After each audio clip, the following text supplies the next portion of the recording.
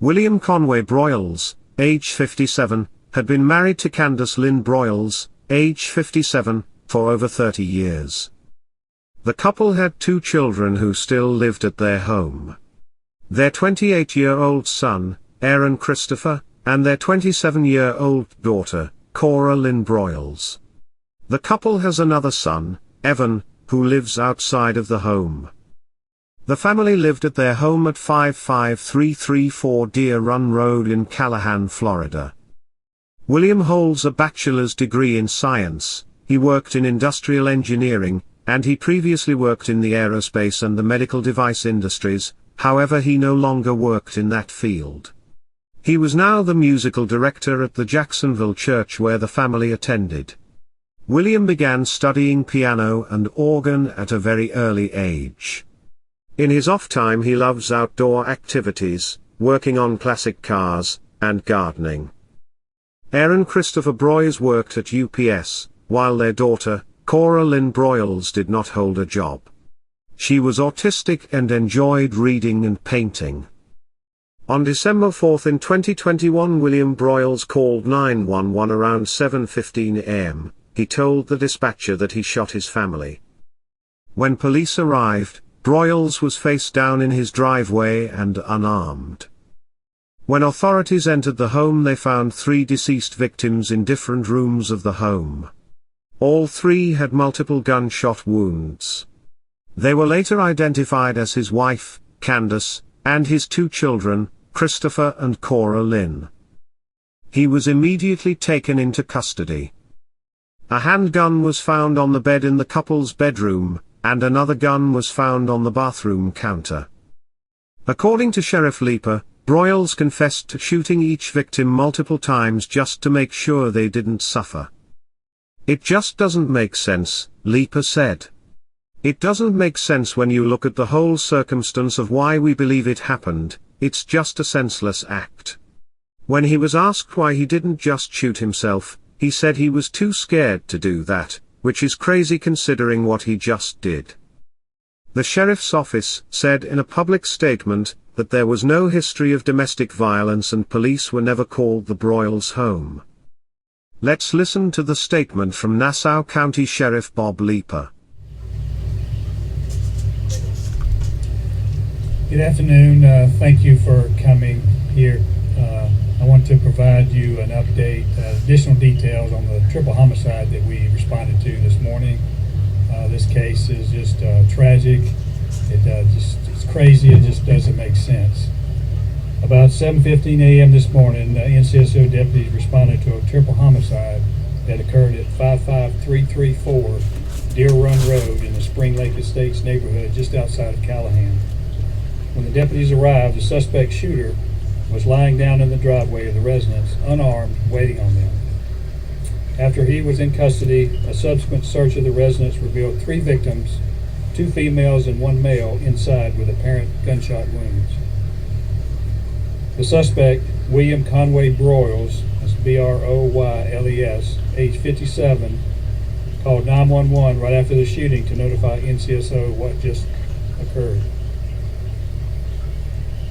Later on, he told us that he shot each victim multiple times just to make sure they didn't suffer. He shot his wife in the living room den area. He then entered the bedroom of his daughter and shot her as she was waking up. He then busted through the door of his son's bedroom and shot him. He then went back to get another gun and came back and shot his son again.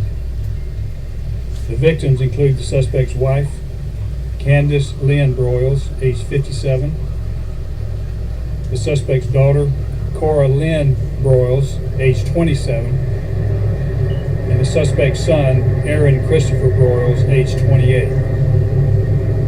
William Conway Broyes is charged at this time with 3 counts of second-degree murder, and he was booked into the Nassau County Jail. As soon as we get his booking photo, we will get it out to you. And this shooting is still under investigation at this time.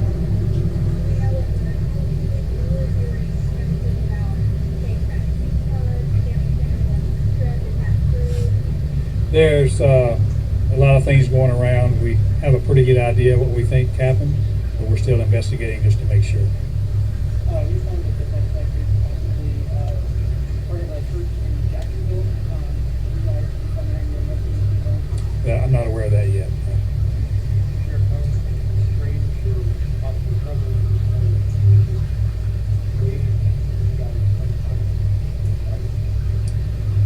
Well, after he did it, he called 911 and just let us know what he did. It doesn't make sense when you look at the whole circumstance of why we believe it happened. It's just a senseless act. When he was asked why he didn't just shoot himself, he said he was too scared to do that, which is crazy. Consider what he just did. Broyes told investigators that he shot his daughter as she was waking up in bed, then he went to his son's room, but the door was locked, so he busted the door down and shot him. He then went back and retrieved another gun and shot his son again. He said he shot each one of his family members multiple times to make sure they didn't suffer.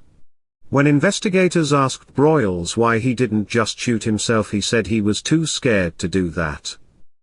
Broyes was charged with 3 counts of second-degree murder and his bail has been denied.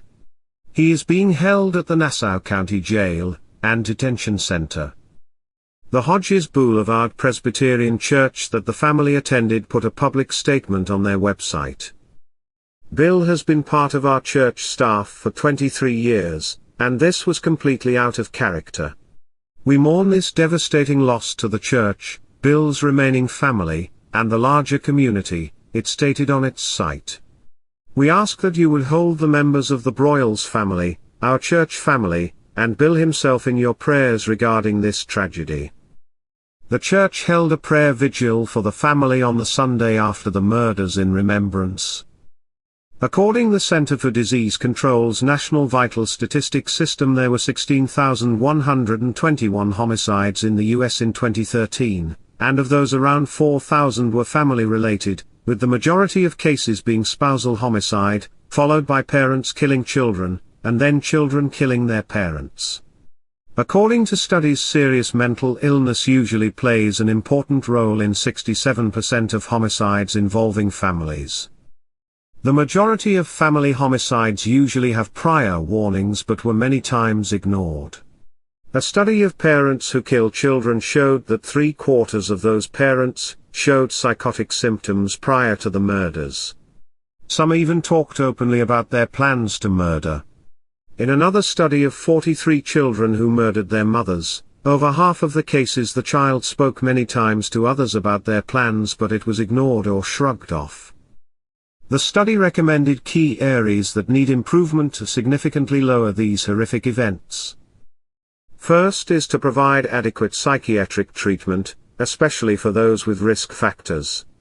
When a person gives clear warning signs, the parents or other family members should be able to force treatment, yet in many of these cases they are told the state laws do not allow involuntary commitment unless the person demonstrates dangerousness by actually harming someone.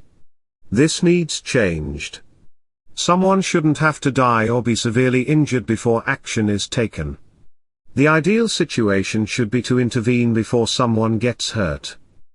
Next is to ensure that their prescribed medication is taken. Do not leave it in their hands. Many times it's discovered after the murders that the person stops taking their medication prior to the killings. So it's vital that someone oversee the medication and make sure it's taken. Next is assisted outpatient treatment. When someone has multiple risk factors for violent behavior against family members, or is known to have a history for such behavior, they are the ideal person for assisted outpatient treatment. When assisted outpatient treatment is used, studies show that it lowers the risk by over half. The study also found when news outlets report on people committing crimes involving mentally ill people, it typically put a negative view on those groups of people. This puts even more pressure on those suffering from mental issues. Many already feel isolated, but this isolates them even more. U.S. Representative Tim Murphy, a Republican from Pennsylvania, put forth a bill called Helping Families in Mental Crisis Act, or H.R. 3717. The bill would make it easier to commit someone involuntarily and allow more parental involvement in their adult children's care. Republican Tim Murphy is a psychologist who believes that a young person undergoing psychosis or delusions would be best suited by a family member who can help with their recovery. However, critics argue it would infringe on people's rights and do more harm than good. However, Murphy keeps pushing for the bill.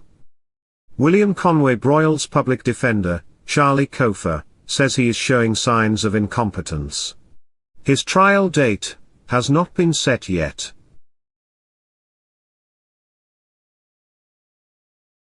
Austin Alvarez, age 23, lived in Riadley, California. On Christmas Day in 2021, while visiting his family, at some point he pulled out a gun and shot at his grandmother, Magdalena Alvarez, and his father's girlfriend, Mesa Rashid, 39 years old, as they were exchanging gifts in the living room. Mesa Rashid was the owner of Primo Market, a local restaurant that serves fresh meals, delivers produce and dairy products. After shooting the two family members, Alvarez walked out of the home toward his truck and spotted his father pulling in the driveway in his vehicle. He shot several rounds in his father's direction but missed. Alvarez then jumped into his GMC truck and fled the scene. Neighbors heard the gunshots and called police. Authorities arrived on the scene at 1:45 p.m. and found both Magdalena Alvarez and Mesa Rashid dead. Authorities launched a statewide search, utilizing the California Highway Patrol, as well as the Riadley, Orange Cove, and Kingsburg police departments in an effort to track down this suspected killer. He was later found just 10 miles from the crime scene, and arrested without incident. He is facing 2 counts of first-degree murder and 1 count of attempted murder. He was booked into the Fresno County Jail and his bail was set at $2.5 million. Alvarez's public defender asked the court to have Alvarez evaluated by a court-appointed psychiatrist to determine competency. The judge approved the request, and suspended court proceedings until Alvarez can be evaluated. Individuals with pathological narcissism have a psychological disconnect between an unconscious sense of inadequacy and their feelings of superiority. They believe they are better than everyone else, but that belief is a thin shell that can easily be cracked. When something threatens their grandiose self-view, they become violent, and react with anger and sometimes with violent outbursts that can leave people dead. Can this be prevented? It's difficult to assess future crimes. Most people with personality disorders will never harm anyone, while others go on to do horrific murders. Research shows that it's more likely to occur in those individuals who were abused as children, have intense stressful situations with work or finances, a history of violent or suicidal thoughts, and humiliating circumstances or rejection. All of these factors can lead to the perfect storm for violence. However, it doesn't necessarily mean someone will be violent. It's always better to be overly safe than sorry later.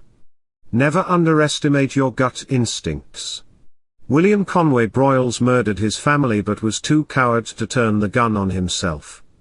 Did he suffer from mental illness, or was he a narcissist who got angry when something didn't go his way? Austin Alvarez's family was celebrating Christmas just like many other families across the world, but that celebration was short-lived when Alvarez showed up. He murdered his own grandmother and his father's girlfriend while they were opening Christmas presents. At this point, it's hard to say what brought about his murderous rage. Was it mental illness? Or was it narcissistic rage? There's a growing disregard for human life and morality. All life is precious and should be treasured and protected with all cost. When a parent can kill their children, it's deeply disturbing. It's equally disturbing when a child can murder a parent or grandparent.